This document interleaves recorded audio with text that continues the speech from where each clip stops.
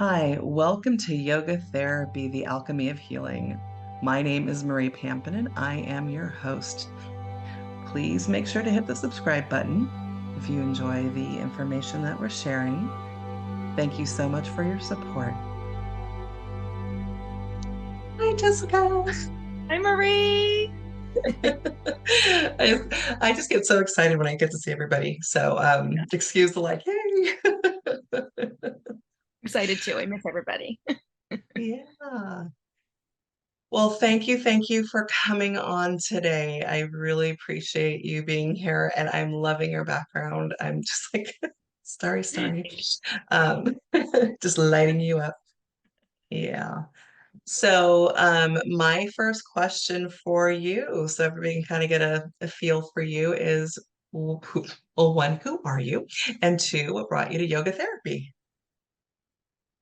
Long answer. I'll try to make it digestible. My name is Jessica Ford. I'm a yoga therapist and a doula.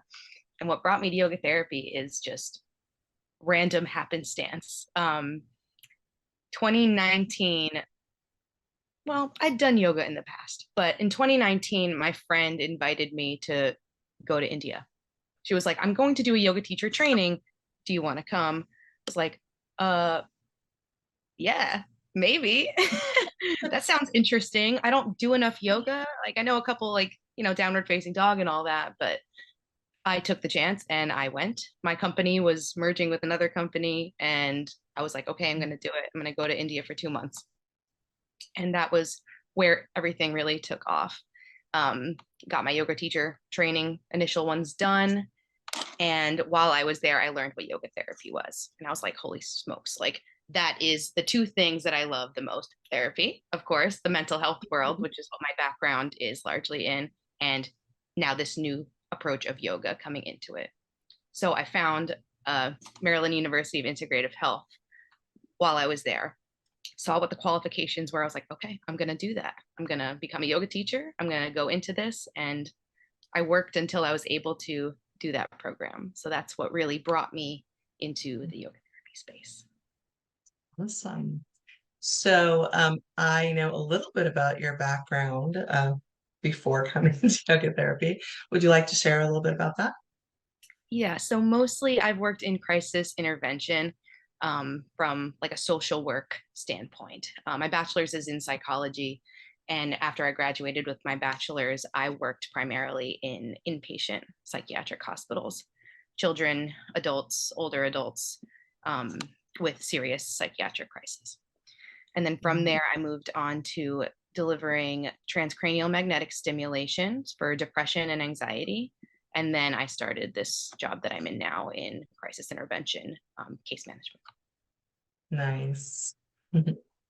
So you have a couple of focal points that I thought we could go over today. Oh yeah, So um, let's start with the doula piece. yeah. And how did you get into that? When I was in high school, I learned what a doula was. I was like, that sounds like something I would really love to do. And there's a lot of different types of doulas existing. Most people think about the birth doula and the postpartum doula, but a doula is really someone that comes in and guides you through an experience and empowers you to make the important decisions and kind of like a coach, but like a guide in that way. So I after graduating with my master's, I was like, I'm going to do the doula thing and combine it with the yoga therapy thing. So I finished my doula course about a month ago, maybe 6 weeks ago. Yeah. And Mhm. really excited about it. I do want to work mostly with prenatal, postnatal yoga slash doula. So kind of integrating the yoga portions into the doula work for birth and pregnancy and all of Mhm. that stuff, specifically for my community, which is the LGBT community. Which is the next focal point that I wanted to bring in. Okay, so here's where we get kind of into the meat and potatoes, unless you're a vegetarian. And then we'll get into the veggies. Okay, so I would love to have you explore with me and whoever's watching, the LGBTQ and the yoga therapy coming together. I have Yeah. my thoughts on it, but I have a funny feeling that you're a little bit more experienced in it than I am. Yeah. Oh, it's such a beautiful thing to combine together. Like for the LGBT community, there's this kind of growing into yourself and knowing when's the right time to say things. And there's a lot of shame and guilt that comes along with it as well. So in yoga, when you think about it's a process of accepting the truth, accepting who you truly are, and working to be non-harmful toward yourself and others in everything that you do. The philosophy really lends itself to complete health and well-being for the LGBT community, the body, the physical body, mind, spirit, the whole enchilada. So using this philosophy and these practices for the LGBT community, having someone like a yoga therapist or a doula who's trauma informed, Mhm. and able to really help you come into yourself as part of that community has been fabulous for me personally. Yeah, But so I really hope that my services can help others do the same. yeah. You brought up shame and guilt, which we work with obviously everybody, but specifically in your community, how do you feel that yoga therapy helps to support people to move beyond that, for lack of a better way of saying it, kind of that story of, I need to be ashamed or I need to feel guilty about who I choose to love or who I choose to be with, and just my choices in life in general. Right. I think it really just empowers us to own our truth and live in awareness of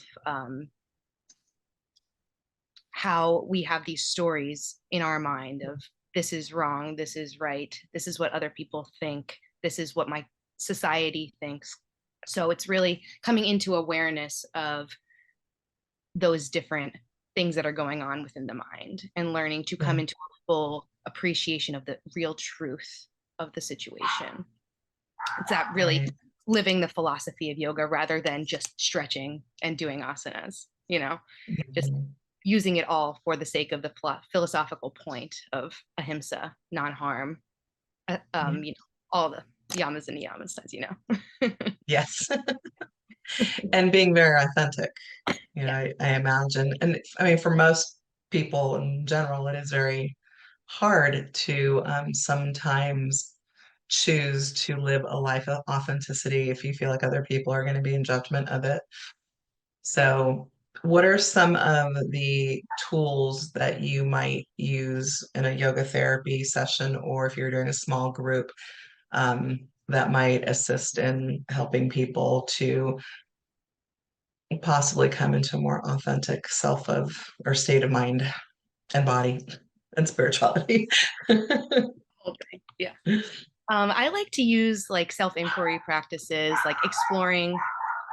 I always view the body as the entrance into the soul. So if we start off with this broad aspect of what's the truth of what's going on in my physical body. So we're in a posture, we're doing butterfly pose.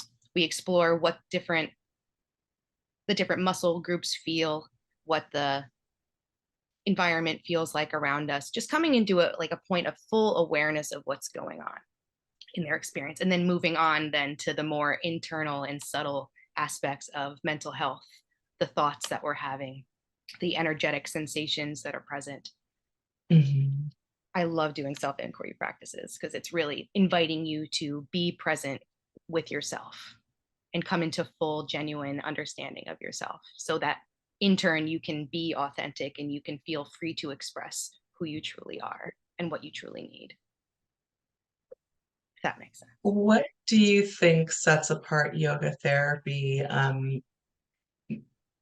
If somebody was looking for different avenues for healing, like what do you think that yoga therapy would offer more so than maybe another modality?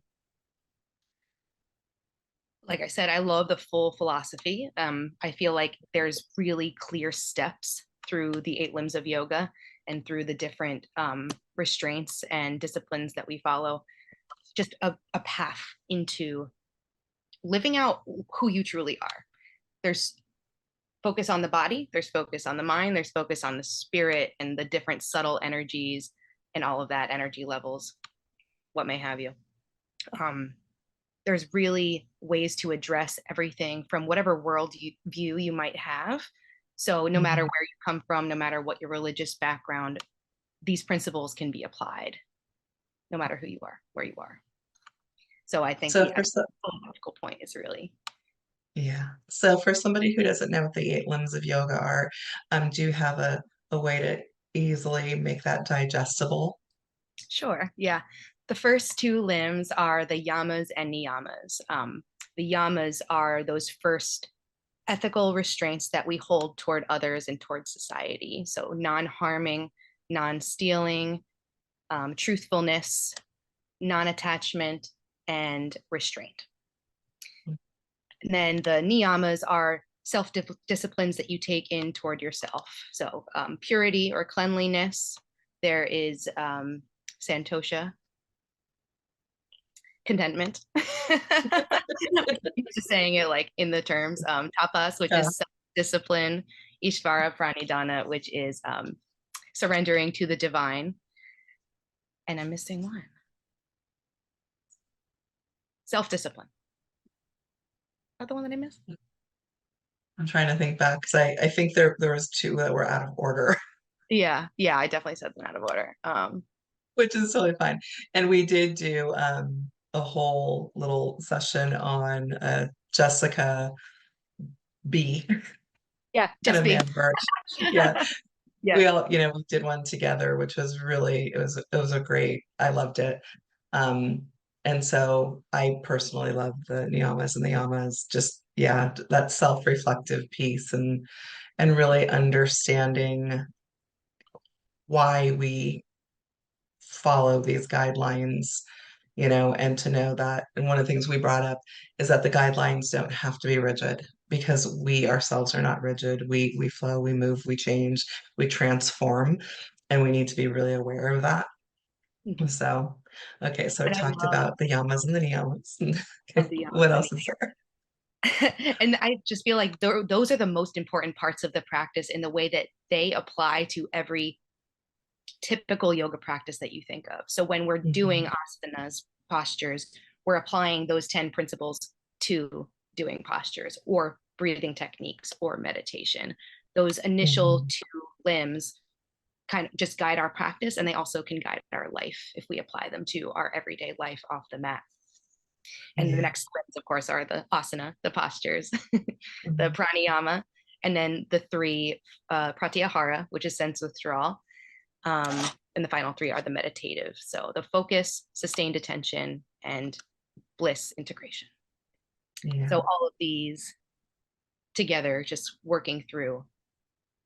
And those are the eight limbs of yoga, the path to the alleviation of suffering. Yes.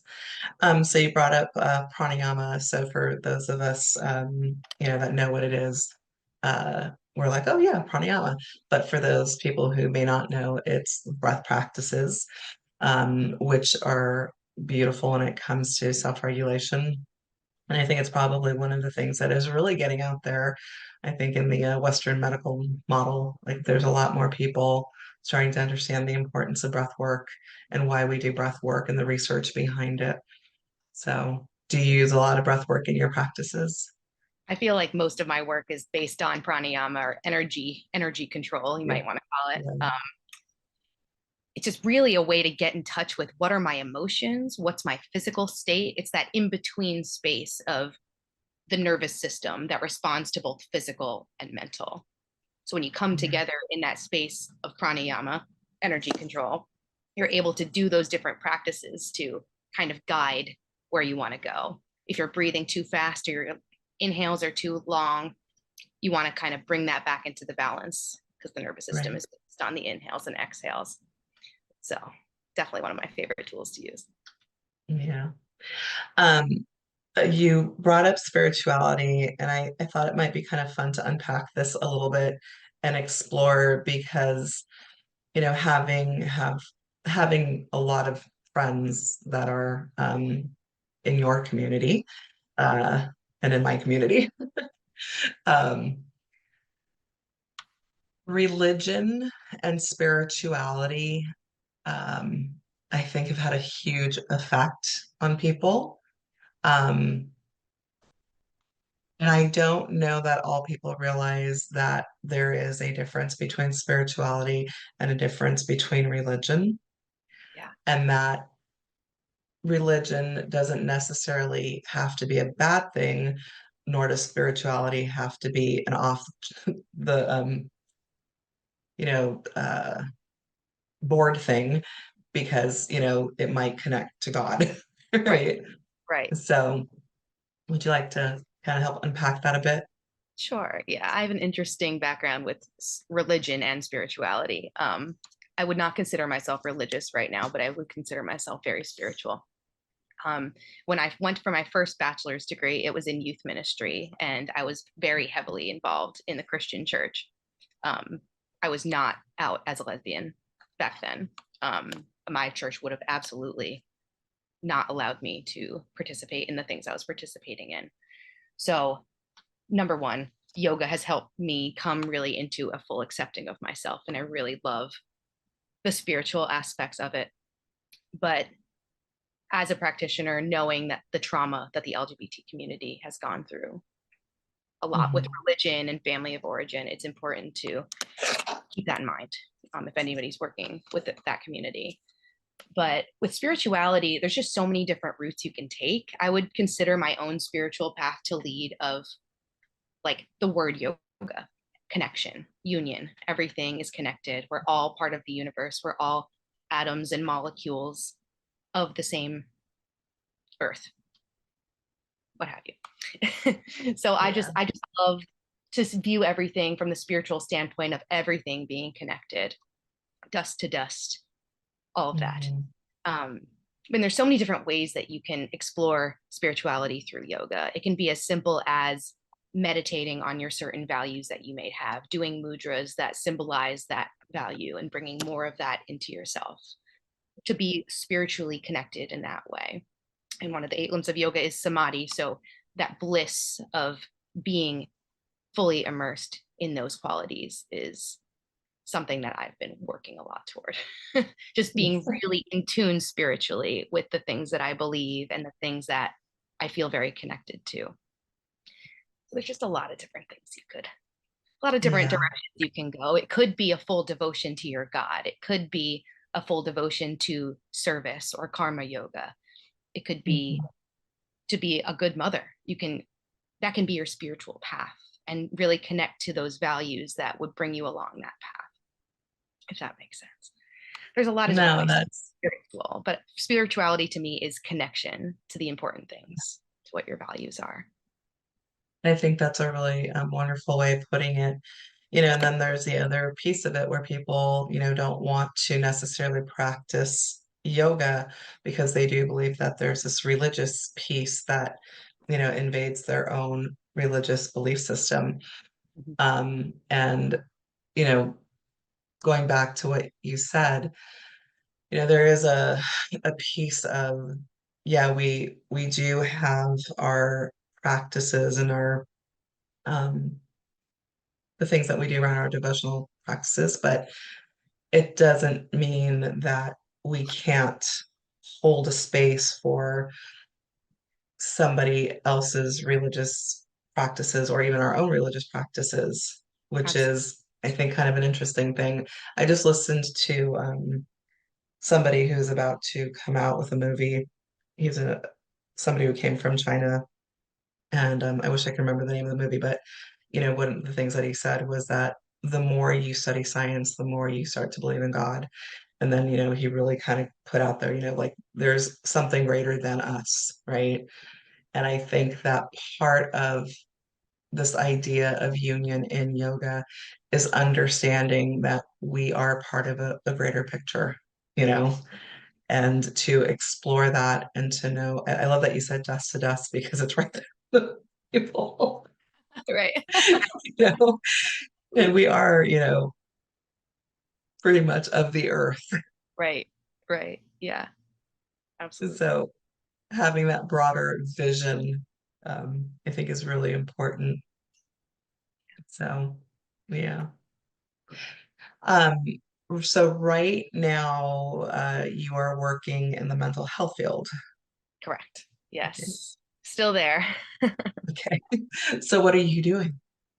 I'm still working as a care manager in crisis intervention and care coordination for people with intensive needs. I've been at that same job for 4 years, and I am looking to further go into the yoga therapy space for sure. It's just knowing how to do all of the things and make it a full-time job. So I keep going to trainings, I keep going to school, but my business is getting up and it's going to be soon, coming soon. Nice. So you had shared that you just moved. Is that correct? I remember that. Yeah. Okay. So you just moved, and where are you, and what Yes. are you doing? And I'm in Jersey City, which is right next to New York City. We're one subway station away from Manhattan. So really in a great space. Jersey City is one of the most diverse communities in the United States. So there's a lot of different people, a huge LGBT population here. Um, no LGBT yoga that I've found yet. New York City does have a few spaces that offer yoga specifically geared toward the LGBT community. So I definitely want to build stuff more here in my community in Jersey City to offer that, as well as prenatal yoga. Anything that LGBT people need from a yoga standpoint, I want to be able to offer, because that just yeah, it doesn't really exist from my knowledge. So, and even just like the general population, any allies, come on down. I would I love was going to ask you about that. Are the allies allowed to come in too? absolutely. It's always important to have a space that's just for LGBT. It'd be interesting to have like a prenatal kind of space for that as well, because Mhm. just because you're giving birth doesn't necessarily mean you identify as a woman. So there might be like a father's yoga, there might be non-binary yoga for pregnancy. I definitely want to bring that to the forefront if people are interested in that. Same for the doula stuff, because I would love to be able to offer that toward all types of families and all different backgrounds. So there's a lot of different things I'm working on right now. Bring that to life. So you mean in between traveling? Oh yeah. Oh yeah. Um, so how might that look different than, say, outside of your community if you were to bring the doula piece in?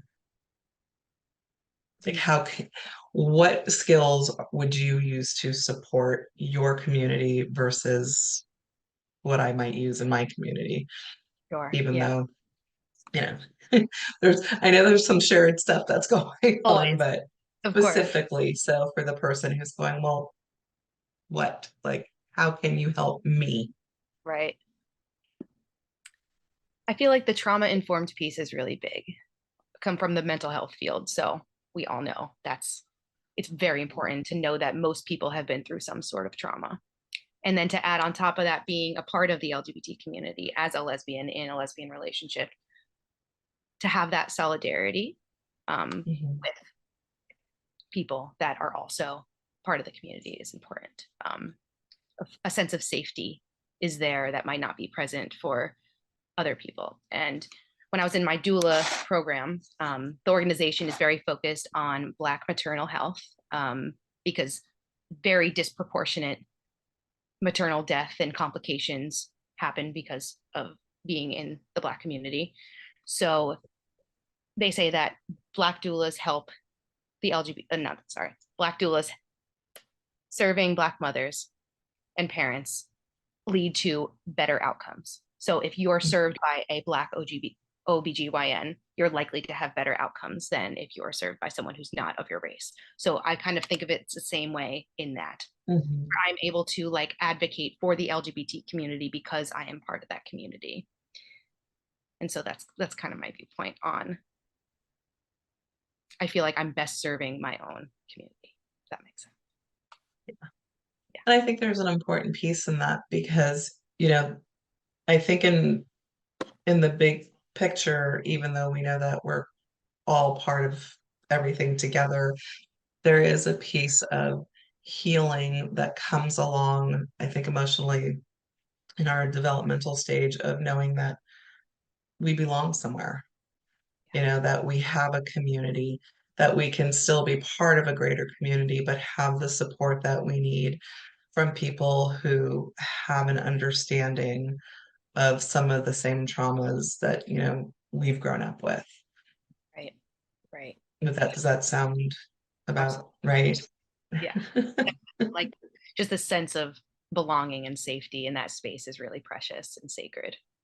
Yeah, Spiritual. yeah, Yeah. exactly. So, we know that a little bit, or we know a little bit. No, we know more than a little bit about how breath work can help with regulating the nervous system.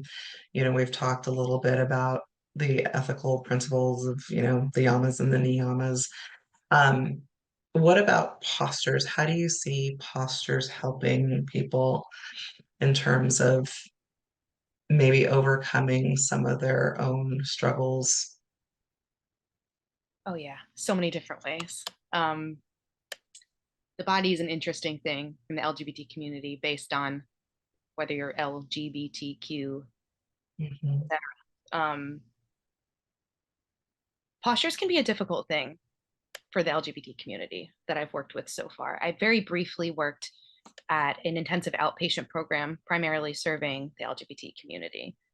And there was a lot of difficulty connecting with the physical body, except for, especially with the trans and non binary communities, because the body is, in our society, they say, you are this, therefore, we're going to Mhm. call you this, and you should act like this, but that might not necessarily be the truth of the matter. So connecting to the body, there's a lot of disconnect, a lot of trying to get away from the experiences of the body.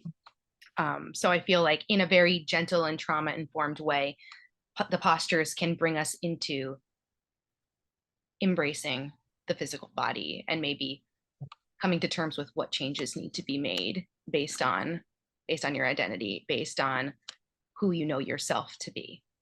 So there's that aspect of full acceptance and love of, and care for your body. Also just addressing different chronic illnesses that may be present. That's always something that we deal with as yoga therapists, like addressing Mhm. physiological things that may come up, which you may be ignoring because you're not connected to your body. Right, So right. bringing the community into a loving relationship with their body is definitely the ultimate goal, Yeah. which is better, Yeah. easier said than done. Easier said than done. Yes. Yeah. Yes, absolutely. One of the things that came up for me as you were talking is, in yoga, we do have the masculine and the feminine. And Mhm. I've had conversations outside of the yoga therapy, community, right? Trying to explain the difference between, how we're looking at the feminine and the masculine versus how society says, a man has a penis, therefore he's, masculine. A woman Right. has, other body parts and therefore she's female, so she's feminine. Mhm. So going into those different energies of masculine and feminine, how do you think that they serve your community versus how we've been taught here, at least that I'm aware of, here in the United States? Yeah. Interesting question. I've thought about this before, but not in a while. For myself, there's a lot of different views on the different energies and what they could possibly mean. For us here Mhm. in the West and in our belief system, women typically are, they are gentle and soft. They're the extreme end of the energetic spectrum if there's a masculine over here and a feminine over here. Um, so they go to that hyper side, like you have to be like this. And then for men, you have to be like this, or else you're not man enough, you're not female enough. But what about in the middle? And I, Yes. in my belief system, I find that there needs to be a balance of both for every person, no matter what parts you're born with. It doesn't matter. There needs to be a balance of those energies, because if there's too much of the sun energy, the masculine energy, then you're going to be deficient in the other side. Like, you need to be able to relax. In the same way with the nervous system, there needs to be sympathetic activation for life. There needs to also be parasympathetic activation for life. Yeah. There needs to be some sort of balance in the in between. So with the masculine over here, feminine over here, to be right in the middle there, without the gender roles, without the biases that women are supposed to be this and men are supposed to be this. The Right. qualities of masculine and feminine should be in that yin yang. They should, Yes. complement each other and be existing together for full balance. So a lot of balance going on in yoga. That's one of the Yes. balances, I would say. And I love that idea of the masculine and the feminine balancing. When I was working as a marriage and family therapist, that was one of the things that I'd bring up a lot, is that, we are meant to complement one another. We're not meant to be on one extreme or the other, because then it's a polarity. There's a division. Right. There is no balance. But, when the masculine has the opportunity to have invite in more femininity in the energetic piece, there is a softness, there is a nurturing, there is a loving piece that comes in that can balance out, like you said, that sun energy, right? And the same thing goes with the female energy. You invite in a little bit of sun, a little bit of moon, you Yes. know, it's part of nature. Everything balances itself out. We need to have the moon, we need to have the sun. They both serve a purpose. And if we were to tell the sun, hey, you know what, you're being a little too masculine, can you just turn it down a bit? A little bit. Just a little. Yeah, we might have some issues. Yes. I love to use the typical feminine and masculine analogy and put it towards sun and moon, because it feels so much more like the sun and the moon are not male, they're not female. Sometimes different people say that they're this and this and that, but there's a sun, smoking, flaming. There's a moon, cold, calming for sleep. So like putting those two things together is a lot more. It feels better as a member of the LGBT community, because Mhm. it's not, yeah, it doesn't have any baggage behind it. So No, that's it doesn't. And just like everything else, and I guess, the rishis too, also, studied nature, but there's there's a lot to be learned by watching nature. You can't always, um, how can I put this? It's really challenging to look at nature and say that it's wrong, Mhm.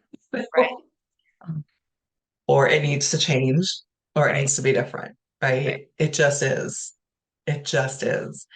And part of, I think, the yoga therapy healing container is that we get to definitely promote and hold a healing for people to just be. Like, you don't have to change or force something. You can just be, just like nature.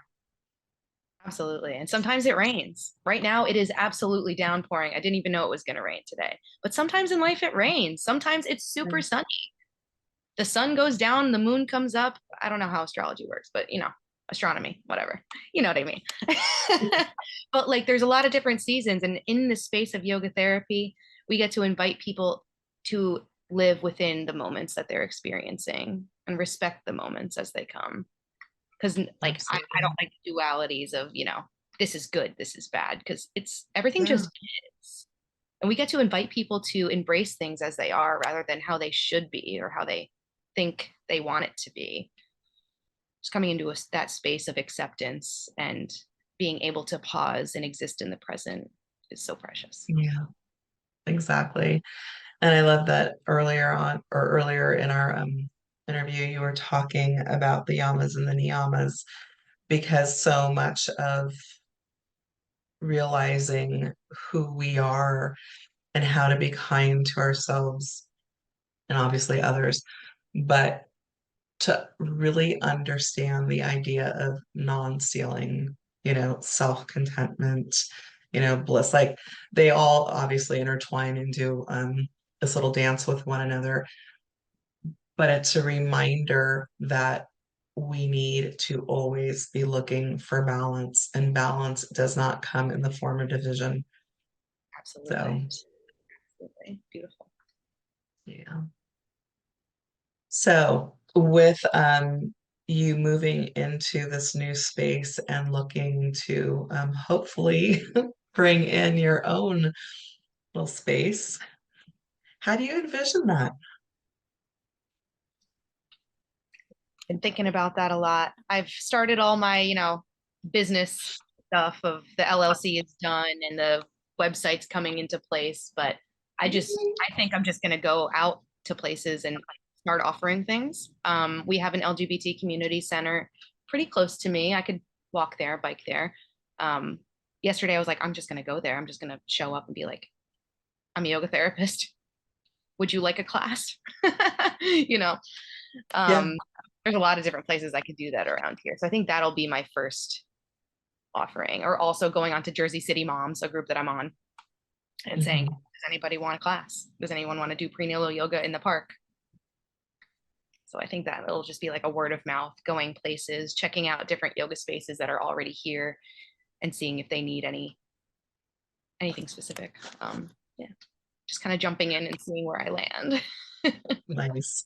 What about like workshops? Do you offer any like workshops on Zoom for people that might uh not live near you? I've done individual sessions via Zoom. I haven't done a workshop in a while. I prefer the in person for a workshop, but I do one-to-one on Zoom. Yes. Okay. So anybody, if you're in California, feel free to reach out. Well, hopefully, more than just California and your area. Yes, Hopefully get it out there.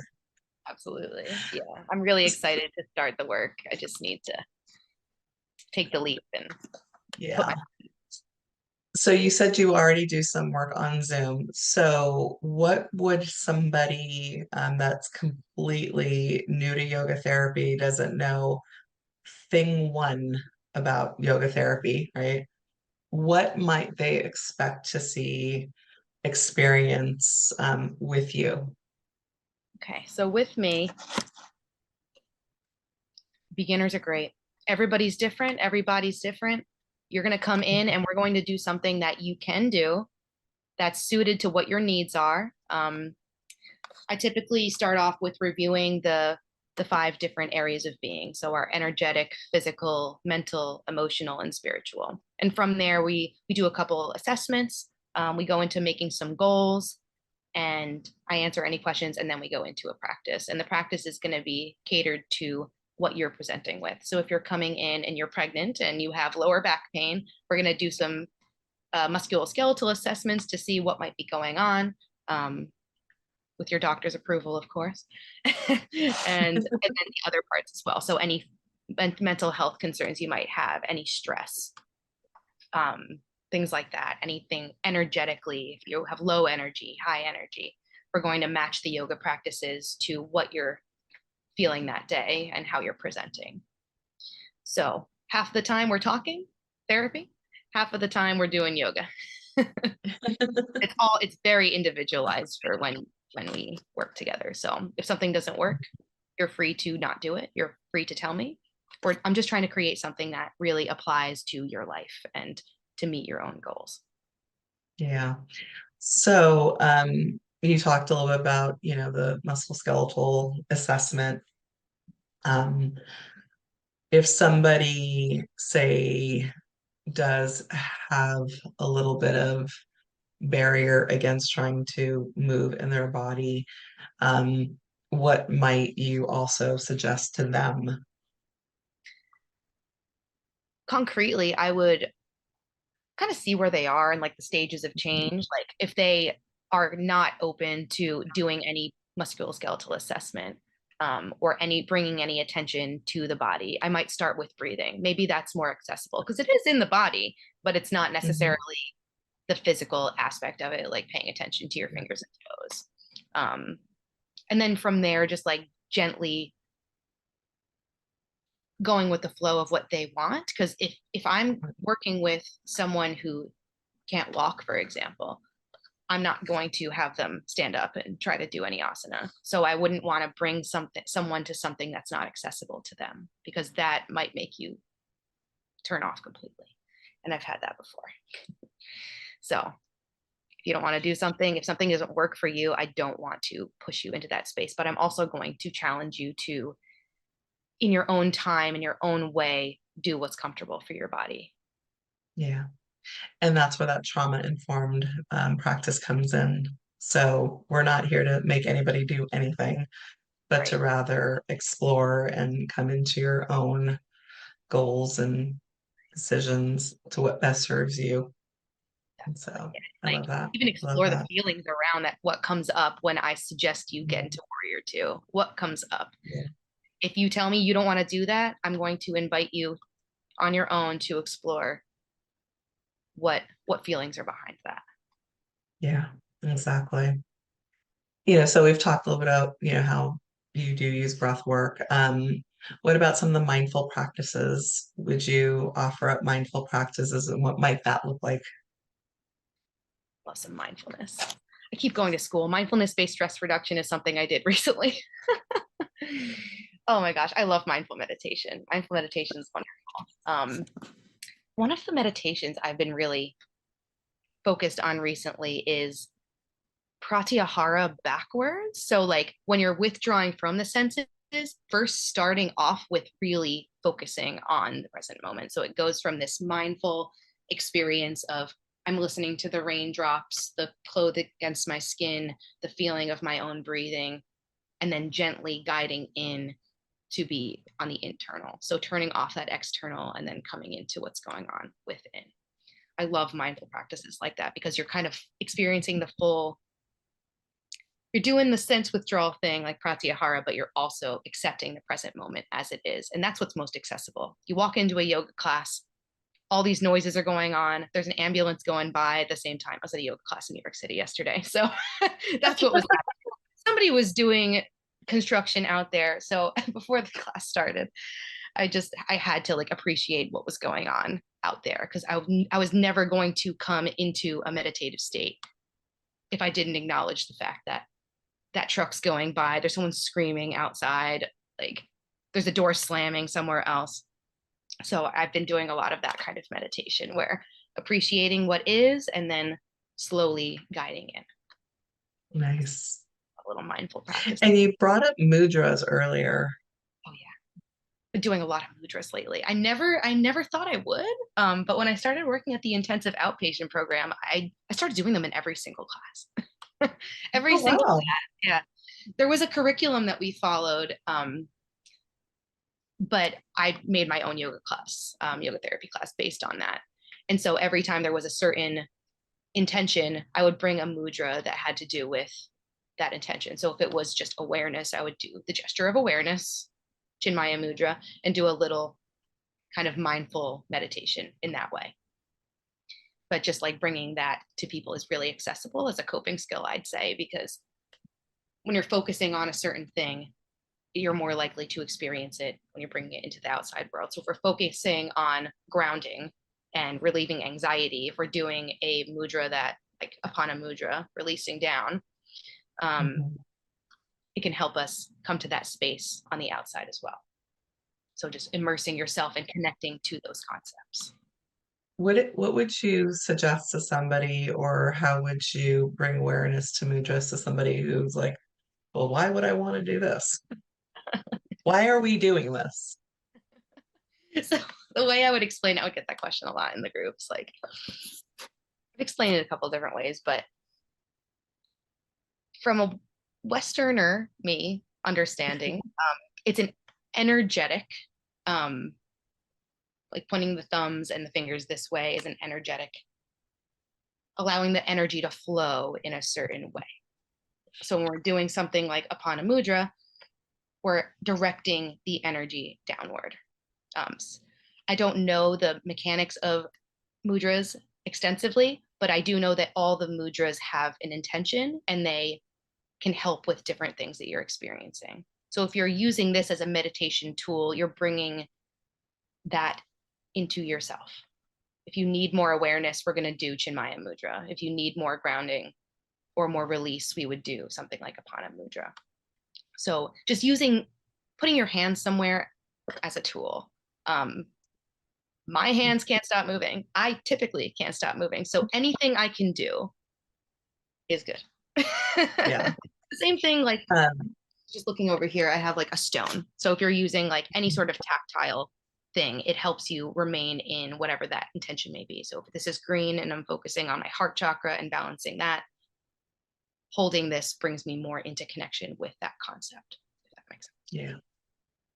I do know that the elements make up the fingers, and I know there's a couple of little things that also are part of the mudras. Um, but that makes me think I should do a whole nother interview on mudras. Yes. With someone that knows more. I was Oh, thinking maybe Rose. yes. Oh, yeah, she's fabulous. Yes. I'll have to reach out to her and be like, what's with these mudras? Yeah, no, I actually like you, I have a hard time staying still. I have my feet on something that I can like tactilely kind of like feel into. My hands are down here doing all sorts of things. But I also have found that mudras can be very calming for myself, especially when I'm trying to stay focused. So for those of you out there that are like, oh, you have, do you have issues with meditating? I can sometimes also have issues with meditating and being mindful. And I absolutely am a proponent of if you are in a meditation and you find that your mind is wandering away, you know what? That is being mindful. That is absolutely being mindful.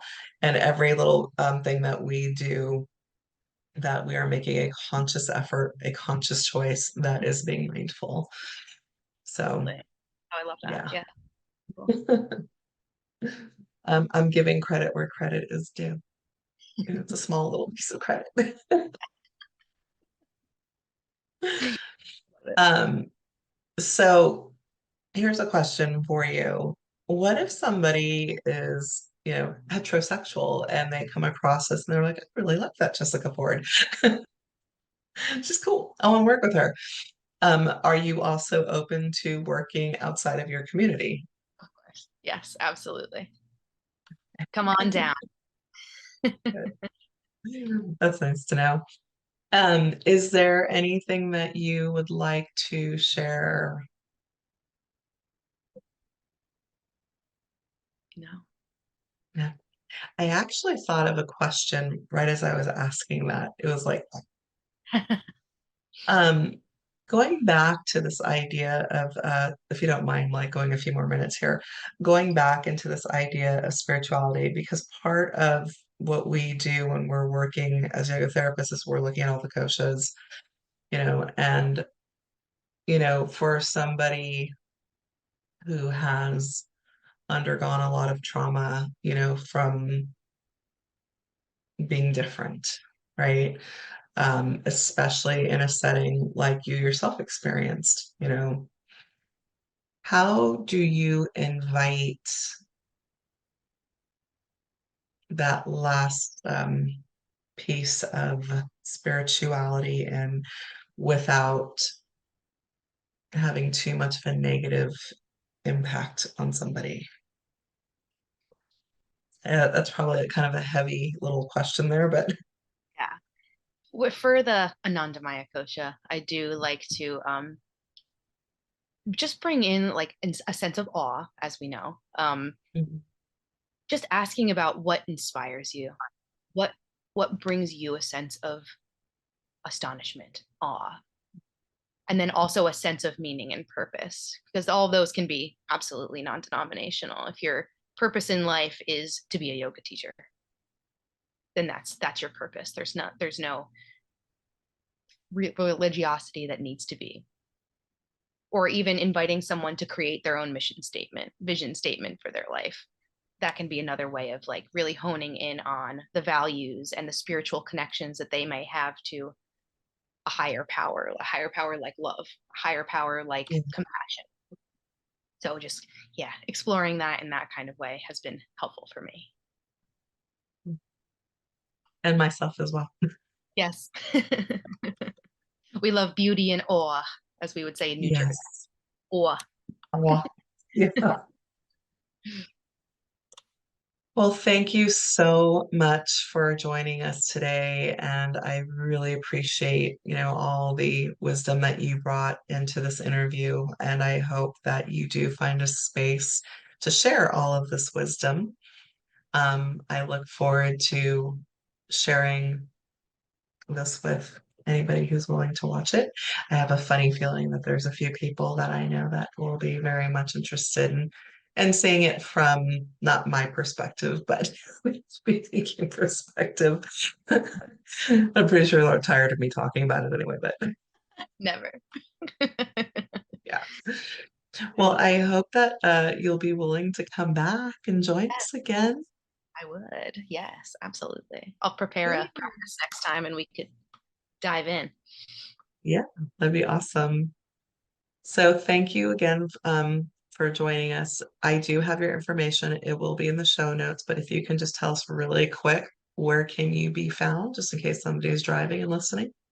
Yes, I'm on Instagram, and that's my most accessible point. Jess Ford Ford yoga doula. So Jess Ford yoga doula with the little at sign in the middle. So if they message you, you'll reply to them then. Yes, absolutely. Awesome. Thanks again, Jessica. I will hopefully see you very soon. Thank you. Thank you, Marie.